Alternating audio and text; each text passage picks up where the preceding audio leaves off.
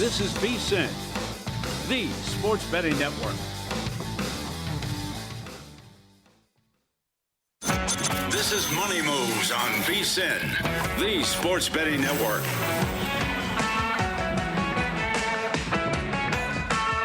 Kicking off hour two here, Money Moves, VSiN, the Sports Betting Network, Sirius XM Channel 158. Stormy, Buonantony, Jonathan Von Tobel with you. Still lots to come this hour. We've got a 15-game card in the National Hockey League with Super Bowl 60 upon us. Excited to have Jeff Erickson on the program a little bit later on, dive into some of the early prop angles for the big game. But the big news in the NFL over the last 24 to 48 hours, no doubt about it, has been the fact that Bill Belichick was not a first ballot Hall of Famer. Now, it was leaked out. We didn't know initially who all was going to be in this year's Hall of Fame class. We're getting some more news trickling out as it comes, but very excited to kick off this hour with Vic Carucci joining us here on the Progressive Guest Line. Longtime NFL writer and broadcaster, covers the Buffalo Bills very closely right now. Speaking of Hall of Fame, in the Buffalo Sports Hall of Fame himself, but also a Pro Football Hall of Fame voter, Vic, and you are one of those people who did vote for Bill Belichick to be on the first ballot. What was your reaction when you saw this leak initially come out that he was not going to be in this year's class? Yeah, it was a big surprise. I did feel confident in casting that vote that I had the requisite company for him to be inducted. And when the meeting ended, that was the feeling I had. I will also clarify here that, I'm speaking about this publicly in terms of my vote, which is not something normally done. We are, admonished not to share this, but the circumstances changed, and I have consulted with the folks at the Hall of Fame, the people who guide us through this process before doing any media interviews, and let them, and look for guidance on what can be discussed, what can't be discussed, because these bylaws are very strict about that. So I'm doing this having gotten that clearance. I will also say that nothing in terms of the specifics of who said what in the meeting of any, whether it's on Bill Belichick or any player, I'm not going into that, but I can tell you that the way I saw it, and if I were the one who was presenting each candidate has a presenter in the room of one of the selectors, and I would have said Bill Belichick and sat down. I mean, it was kind of, to me, it was that kind of choice, I thought. So without being able to get into the specifics, and you say that you believe that this was going to be something that was going to happen, when you have these discussions with your fellow voters, do the things like Spygate come up? What was the vibe around that type of conversation? Do you find that to be a valid criticism of why somebody would not include Belichick in the Hall of Fame? I mean, it's an obvious criticism, and I would say obvious topics would get attention or get discussion, but I didn't feel even going into the meeting, and you two not being part of it would have anticipated, right? I know this is a betting type of, or not type. I mean, that's what you guys discuss. Yeah. You would have laid pretty good odds, right? Those were, if you had to list topics, right? Bet on those topics. But that said, I never envisioned, long before the meeting was held, or when I knew, we would be discussing Bill as one of the candidates, that would hold him back, just because of the time that has transpired, my coverage of it and discussion of it, Sirius XM NFL Radio, and then at the time working for NFL.com. It never felt to me like something that would ever prevent him from getting into the Hall. I can't tell you, I truly, it's not because I'm not allowed to, but I can't tell you why other voters saw it differently.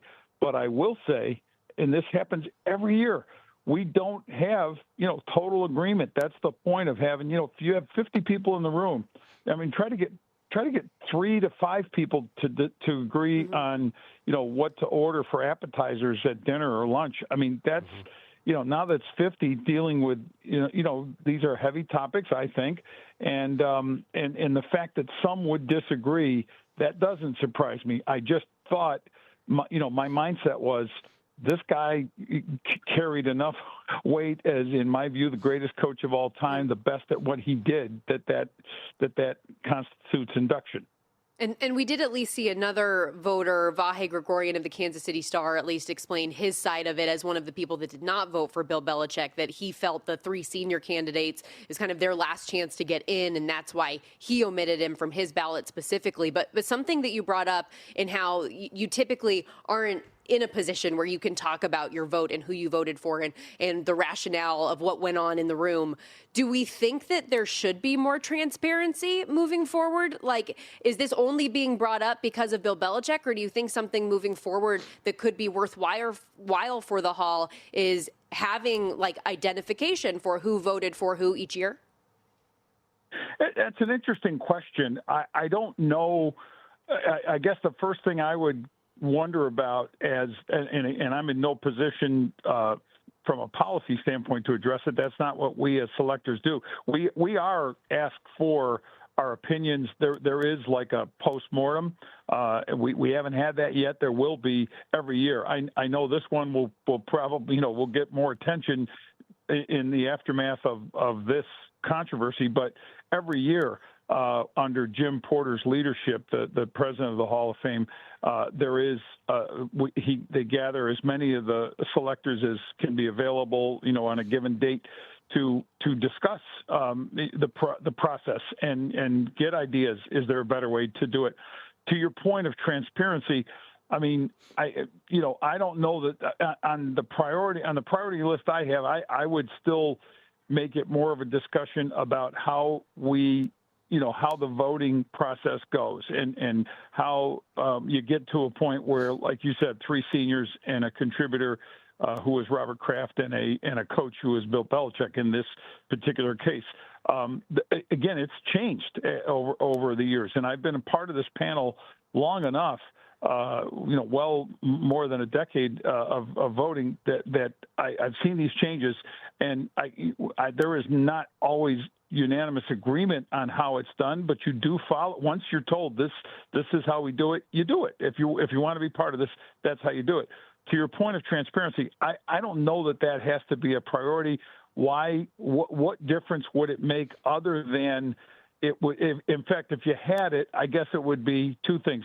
It would make those who I've heard the hue and cry on the talking heads on TV, radio, and also say, show your face, give me your name. Well, they can't do that now if they see the names and maybe even the faces with it, or they can put them.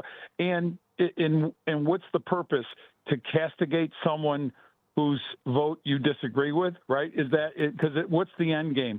Oh, this guy. We're not going to show the names or pictures of the people that did what we think was the right thing. We're going to nail the ones who did the wrong thing.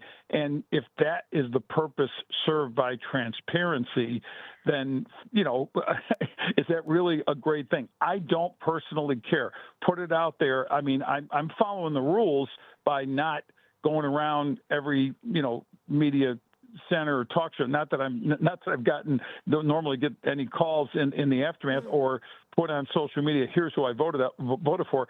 I mean, following the rules, I don't do that. But to me, it's not that big a thing. If they want to put a list out exactly how we voted, I have zero problem with that. I stand by what I did, and we do it. And by the way, to do this job, you have to have super thick skin. This year is extremely controversial, but as I was telling you off air before this, every year is open to second. Every year. There were many more punches to the gut than pats on the back for who we put in. It's almost always about who got snubbed. In years past, and in different Hall of Fames as well, we see it in baseball all the time. We can call it the politics of the sport, but whether a guy treated writers and reporters and others well, the dynamic potentially between Kraft and Belichick here, do you think maybe that was part of it? Did that come up as part of this conversation, this different dynamic, this non-football dynamic that should not be part of it, but we've seen in Hall of Fame votes in the past, Vic, for different sports that does play a part? Yeah, I can tell you in a general sense, it doesn't come up, or if it does, I can't recall being a part of such a conversation like how I 100% can say there is no reason. I haven't been on the panel forever for every vote that's been taken, obviously. So I won't say unequivocally that those words have never been spoken. He treated the media like crap or something like that. But I will say that just speaking for myself, I don't give a lick. I don't care. It doesn't matter one bit to me how the guy chose to treat the media. I'll do my job the way I do my job, and he can do his job the way he does his job. Coach, player, ownership, whatever. A personal slight. Yeah, we are dealing with human beings, and human beings have feelings. But when you are doing this, and the amount of research and time and effort that goes into it, the beauty of it. It's a real deep football discussion. The thing I love best about it is you're talking ball for hours upon. These meetings go as long as 9 hours. I don't know that this one was that long, but it was pretty darn close. It's a full day. You pack sometimes you pack a breakfast, lunch, and dinner, but you definitely pack a lunch because you're going to be in there. And fortunately, there are bathroom breaks. But to your point, you as much as anything, I love to listen as much as speak. I just like to hear the conversation. Vic, excellent breakdown. Thank you so much for the time. We really, really appreciate it. My pleasure. Vic Carucci, everybody, again, and he, as he mentioned, been voting in the Pro Football Hall of Fame for more than a decade now, been covering the league for several decades. Really appreciate his time and insight on Bill Belichick not being a first ballot Hall of Famer. We'll be right back. So you're listening to this podcast because you want an edge. But what if I told you you're only halfway there? You've got the mindset. Now it's time to get the toolkit to match. Here's the thing. Pro bettors spend thousands on data and tools. But what they don't want you to know is that you can get the same edge for a fraction of the cost with VSiN Pro. VSiN Pro gives you access to expert picks, public betting data, prop projections, powerful tools, analytics, and more. Just tap the link in the description and see why thousands of bettors are already using VSiN Pro to cash more bets.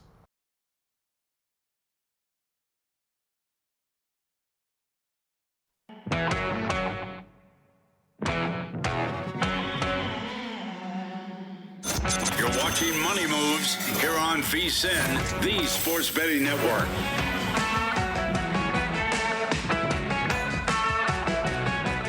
Back here on Money Moves, VSiN, the Sports Betting Network. Remember, before the line moves, the sharp plays is already there. January isn't about volume. It's about precision, and the NFL postseason, Super Bowl time, we see limits rise, which means mistakes shrink, and timing matters more than ever. You're not going to outsmart billion-dollar sportsbooks or full-time sharps on your own. With sharp plays, you don't have to. Powered by advanced AI, connected to proven insider sources, and locked in on it all. The sharp plays helps identify where the sharp money hits before the good number disappears. You get free daily reports, real-time alerts, market-moving insights, all delivered straight to your inbox or X feed. And they've been backing it up with documented results, public logs, and transparent receipts for years, going back to 2011. SharpPlays.com, trusted by the pros, monitored by the books. Stay ahead of the line this postseason at SharpPlays.com. And we will dive into a little bit of that Super Bowl talk in about 15 minutes when Jeff Erickson of Rotowire joins the program, get his thoughts on some of the early prop markets that are available or props that he might be targeting when they do ultimately come down.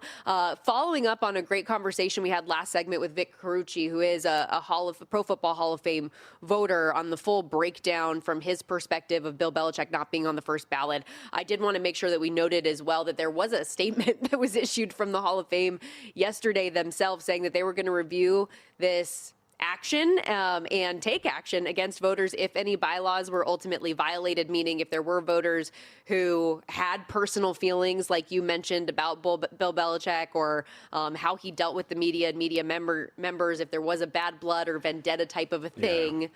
But I don't think anything is going to come of any of this. How are you going to prove that? Correct. Stormy, do you hate him? No. Okay, cool. Thanks. I just don't know how you're supposed to prove that. It just sounds like you're just a headline. We're going to do something about this, and then nothing will come of it. So, look, his son is done. He's going to be a Hall of Famer. He'll be in next year.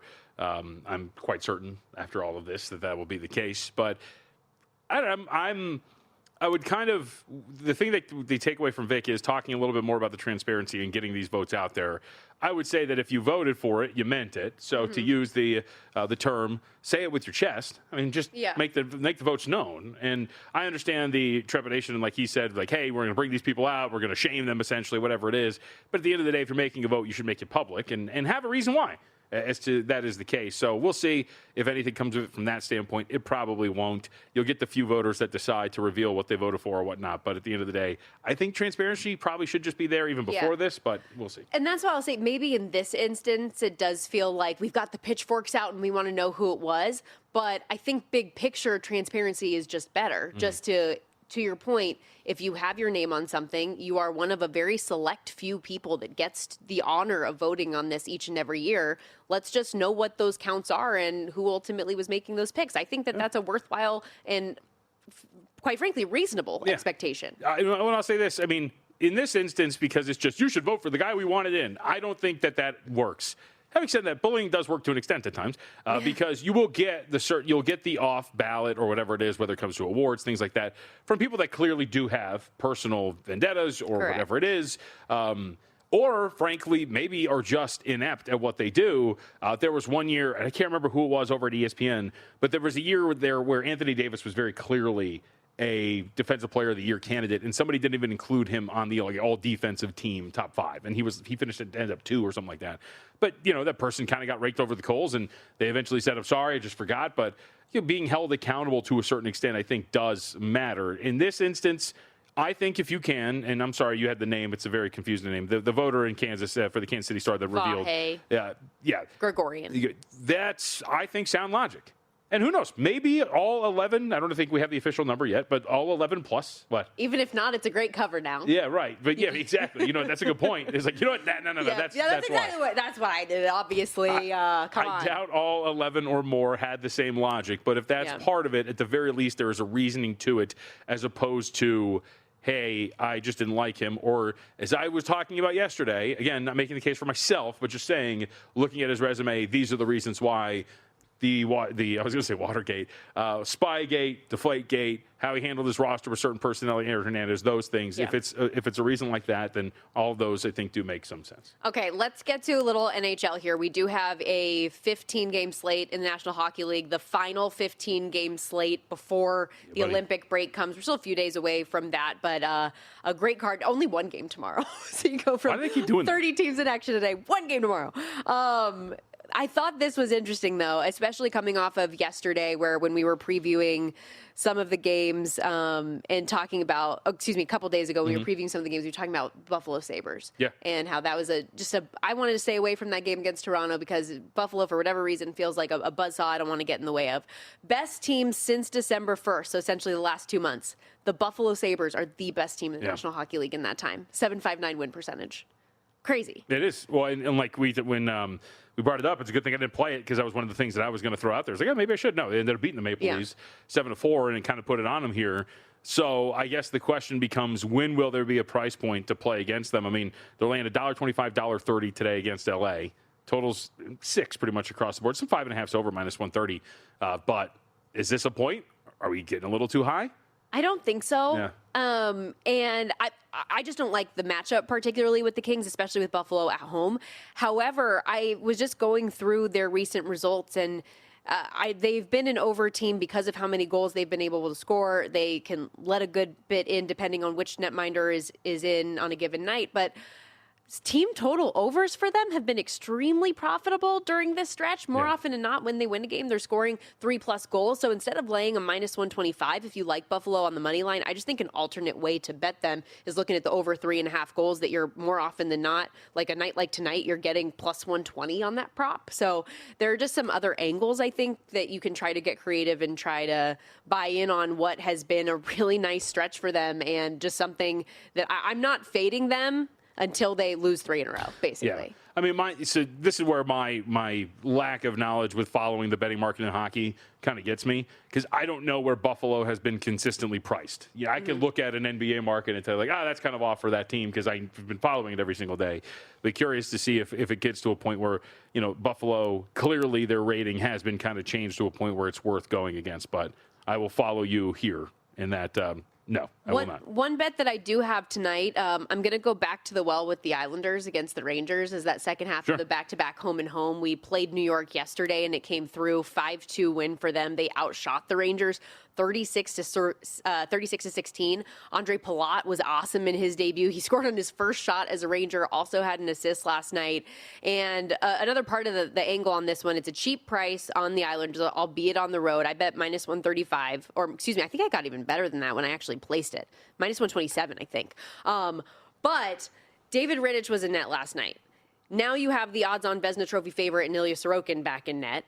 In his last start against the Rangers back in November, had 33 saves and a 5-0 shutout win. In fact, all three meetings between these two teams, the Islanders have won. They've outscored them 12-2 in all. Rangers, we talked about it yesterday, pretty beat up, still dealing with injuries, still dealing with Igor Shesterkin questions, Adam Fox questions. They're holding out Artemi Panarin, we know that, until at least through the Olympic break for trade-related reasons.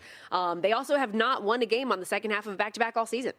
So there's just a handful of things, in my opinion, that lended me toward looking at the Islanders in this spot. I did want to point out as well, just on the board today, we mentioned the excitement about having that Sharks-Oilers game tonight, and you get the young gun in Macklin Celebrini, who could he be the next type of a Connor McDavid, and you get them both on the ice tonight. So a lot of skill and fun and excitement there. The Oilers are a big favorite in this spot, but this total is, in some places, 7, which you do not see every day in the National Hockey League. And in the places where it's not 7, it's juiced to like minus 155. Yeah, this is the game that I wanted to ask you about, because it's not even just the total. I mean, it looks like San Jose is getting a little bit of love in the market. Some spots open minus 225 in favor of Edmonton. And that's something that kind of stuck out to me is, you know, if well, they've been playing so well. Right, and they have. And I think this is an important game as well, because as I threw out there, I think Edmonton, as we have discussed in the big picture, can be live to just take this division, and the pricing has kind of been off. You know, Vegas has been getting priced as a team that is, I think, clearly better than all of these, when I don't think that's the case. And the Oilers seem to be rounding into form. If you said it a ton, and smarter hockey people than I have espoused the fact that the Oilers are a slow-starting team. And this seems to be what is transpiring right now. They got up to the slow start, and they're really starting to find their form as they get closer to the break here. And I think this is a team that I kind of want to start playing on a little bit. Yeah, I think so too. This spot is an interesting one, because I do understand why San Jose is getting some love. They've been on a really nice stretch. They've won 3 of their last 4 games. They're 10-4 their last 14. That said, and the fact that Edmonton has not strung together 3 straight wins all season. They're coming off back-to-back wins. So this would be the first time all year they have won 3 in a row should they win this game. I think they do, but I understand the love on a team like the Sharks, who has acquired pieces. They look like they're going to be playoff bound once again for the first time in a while. There is some excitement around the young pieces and what Macklin Celebrini has brought. So I get it. I didn't play it, but I understand it. I was trying to find other ways to bet goals on this, but everything is juiced to high heaven. First period over is minus 160. Goal in the first 10 is highly juiced. We just told you the over 6.5 is minus 155, or it's at 7. Maybe just be contrarian on this and get plus money on an under. I wanted to make the case for Vancouver, but then I looked into it a little bit. I was like, no. 2-14-2. Taking on my Ducks tonight? They're like $1.45 favorite on the road. Yeah, but I actually played the regulation price on them. It's like plus 105 for them just to win in regulation. They're in a bounce back spot after that loss the other night. They've been on a nice little stretch. So continue the fade train on Vancouver right now for me.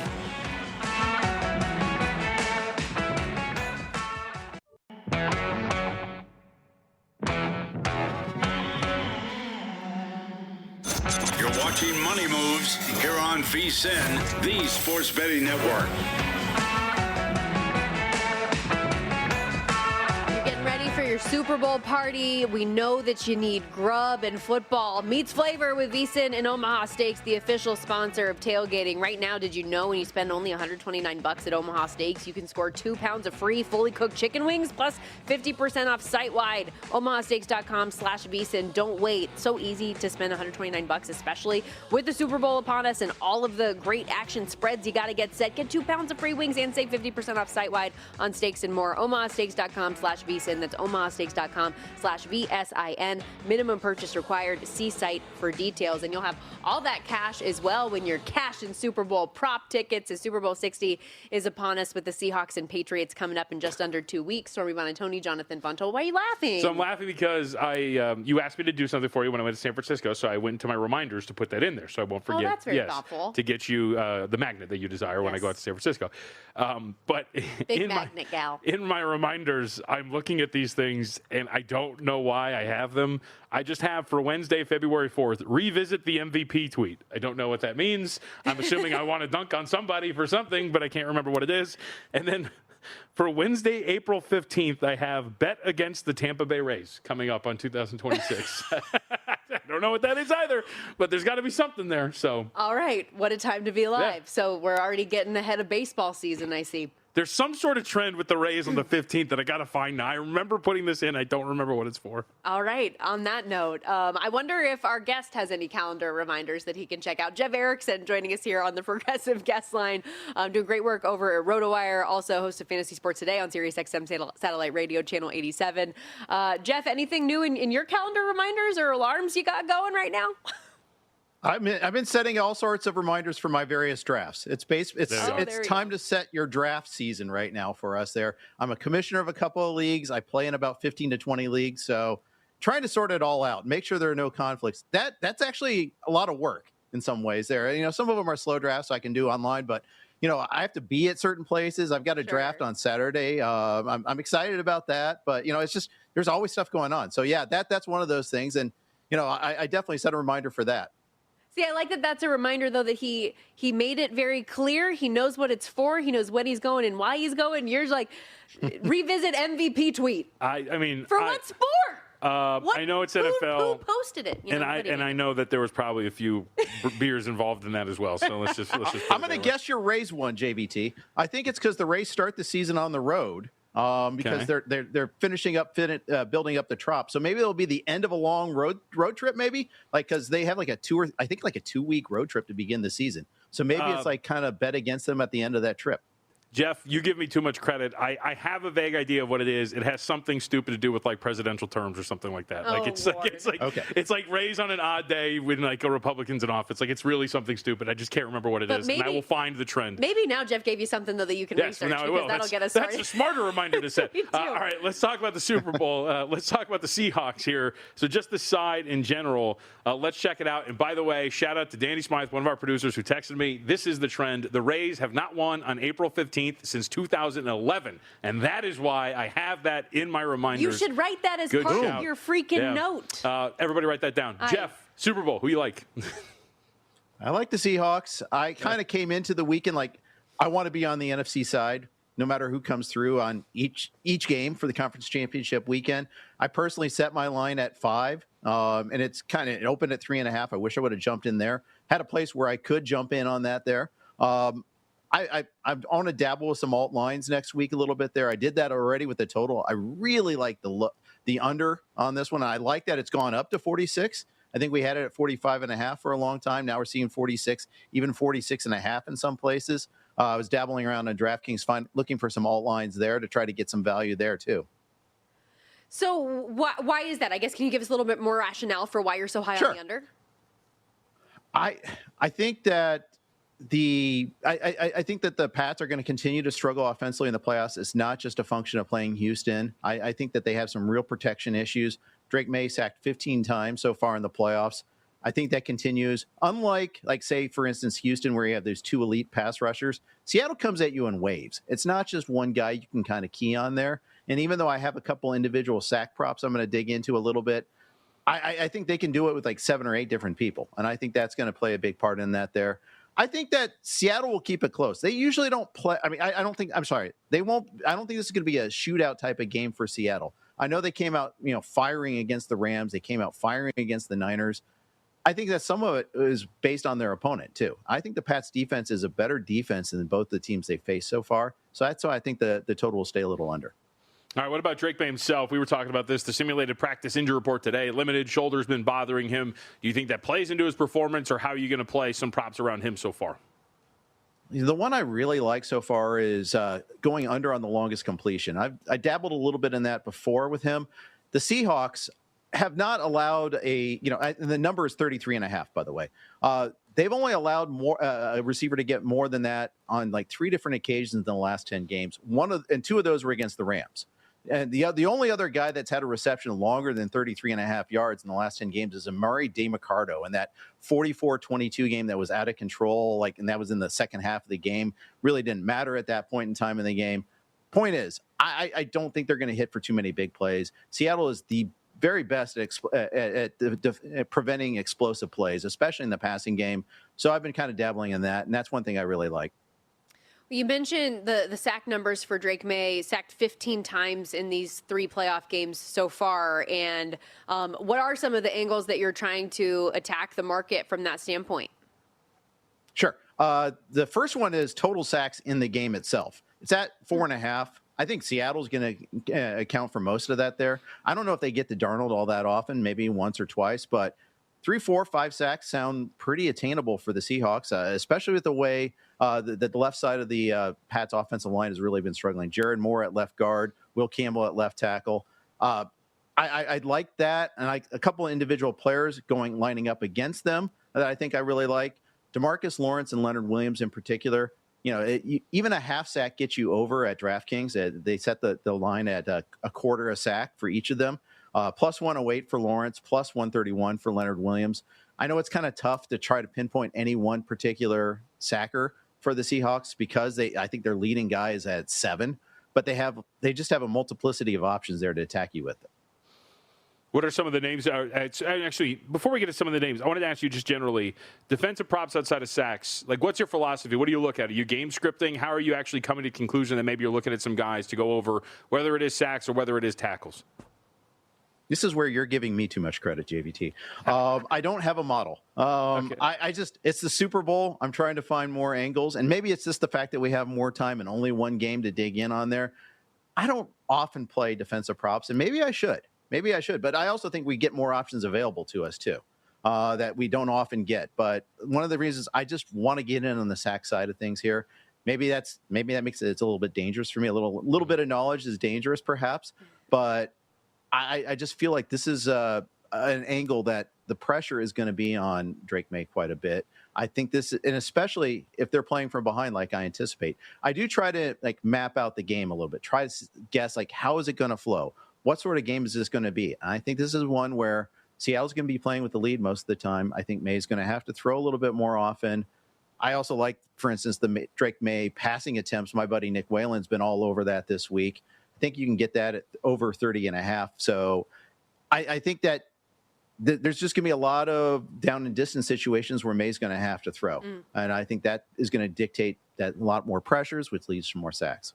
Jeff, before we let you go, since you say, you have been delving into more of the defensive numbers for this game specifically, are there any tackles props that you added to the account in the portfolio this week as well? Just one so far, Craig Woodson. He's been frequently involved for the Pats and getting at least 3 individual tackles. You got to be careful with the bets that you're getting solo, whether you're betting solo tackles or tackles plus assists. But the over 2.5 tackles for Woodson, something I like. I'm debating whether to pull the trigger on Christian Gonzalez. I think over 6.5 tackles plus assists. Just a question of how many times do the Seahawks drop back to throw. So that's one of the things why I've held off on that just a little bit. I also feel like I got to start finding more unders. And maybe, I don't know if you guys buy into the conventional wisdom that the later this goes, the higher these individual props go, so you can find some value in the unders. I think that's something I want to try to attack a little bit more next week.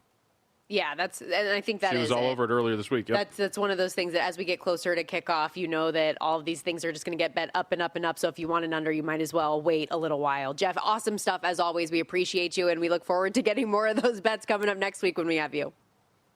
My pleasure. Jeff Erickson, everybody. Again, doing great work over there at Rotowire Fantasy Sports Today, Sirius XM, Channel 87. And with that in mind, I know you were excited because you, throughout the course of this football season, were very interested in some of those tackle props and diving into the numbers and defensive stuff. We'll have to do some more of those. Obviously, we have so much time to dive into these, so we'll have to kind of tailed off. A lot of stuff started happening. Different sports started and then tailed off. But we got off to a good start. I thought we did pretty good at the beginning of the season. They were good, and you did well on the defensive futures that you placed. No, we have not done well in anything because nothing is final. Come on. Hey, dude, I'll play this back if he does not win. I'm telling you. We're talking about Carson Schlesinger, but maybe I shouldn't even say his name. Is it like Voldemort at this point? Have I Gucci cursed you, or am I dead to you? Might be. No magnet for you.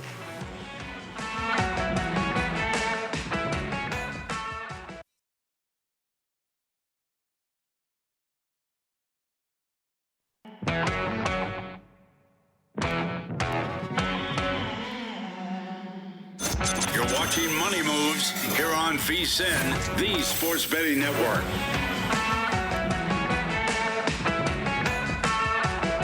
All right, we're wrapping up this Thursday edition of Money Moves, VSiN, the Sports Betting Network. Stormy, Buonantony, Jonathan Von Tobel with you. Shout out Shelly McDermott, who asked on X why I need a magnet from you, and it is because I am a magnet collector. Tell them the truth. What? Stormy believes that having more magnets around her will deflect the beta rays from her cell phone and thus not give her any sort of issues with her brain. I was going to say it would keep my body healthy, so I wouldn't have to deal with any like electromagnetic situation. No. I just like magnets on my refrigerator, and I typically collect them wherever I go, and unfortunately, last couple times I've been in San Francisco, I've forgotten. So I figure if you're making the trip, Sure. that can get me the lowdown. I did get a magnet from Lubbock for my travels this past week, and I was like, you know what? At least I got something positive on the way out. You know, what's it called? You can still make the trip. Hotels are very cheap during Radio Row. I bet. Yeah, super inexpensive. San Francisco is a really cheap place to be anyways. It's very true. Well, so I used to, when I was on the road, when I first started traveling for games and doing stuff, I would collect shot glasses at the different places I went. And I was like, oh, this is cool. I can have like a little shot glass collection. And then I realized that makes me look like I have a problem when you open up the cabinet and there's just a zillion shot glasses. I like shot glasses. So then I migrated to coffee mugs. Those are too spacious. And then take up too much space, and I have a zillion coffee mugs. So magnets have been a nice thing, and my goal is to have like my whole refrigerator covered with all the different places. Okay. Yes. So I have put that in my reminders, along with a reminder to bet the Tampa Bay Rays on April 15th, or bet against the Tampa Bay Rays on April 15th, and to revisit some sort of MVP tweet that I will discover what that is on Wednesday. Mark Hoppel tweeted at us as well with the StatMuse screenshots of all of the losses that they have taken on that date. This is it. Yeah, so the Rays all-time record on April 15th. That is it. So the Rays have not won on April 15th since 2011. Been a hot minute.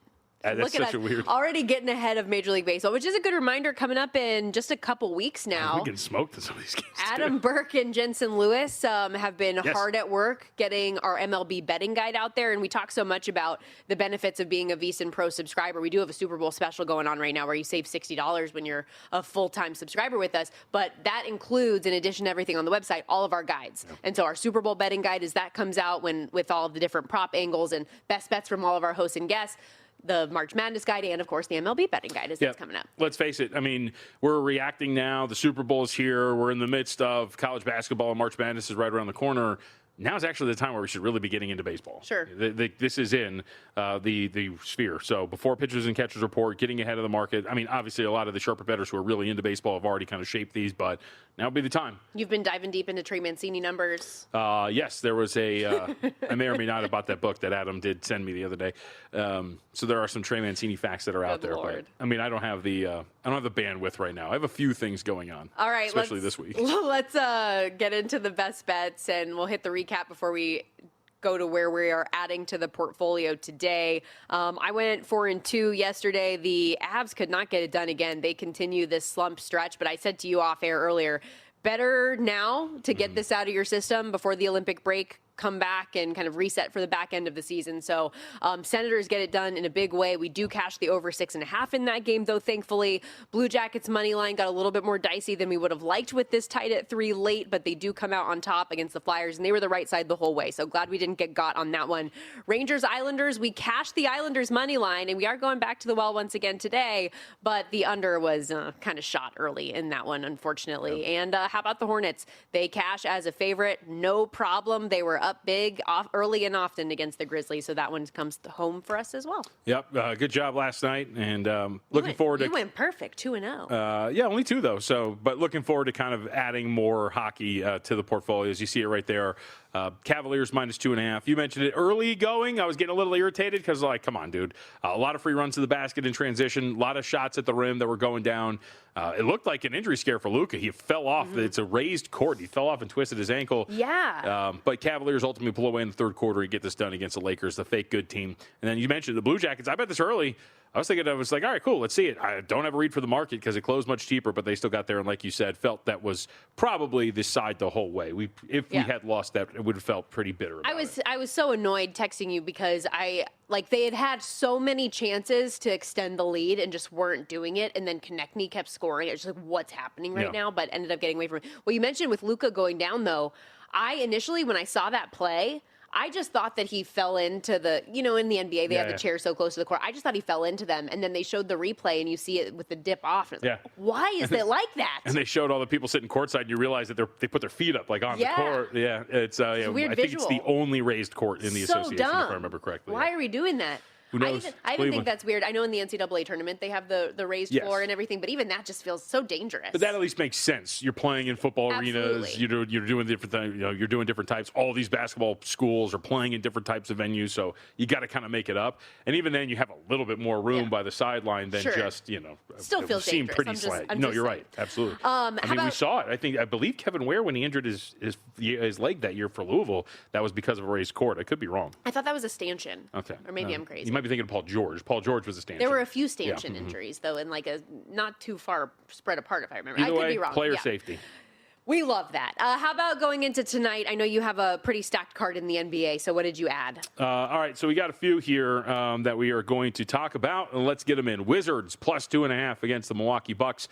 We've talked about this game a little bit here. This is just a play on, look, I don't think the Bucks are this much better than the Washington Wizards. Wizards might be a bad team, but they got some good upside. It's a little bit of a risk here. Alex Sarr is questionable. We're hoping that he will play here today. A couple of spots went down to 1.5, but now we're starting to see 2.5 back up. We'll see. Also added a little Wizards money line as well to get this done outright against the Milwaukee Bucks. So we're in on the Wiz.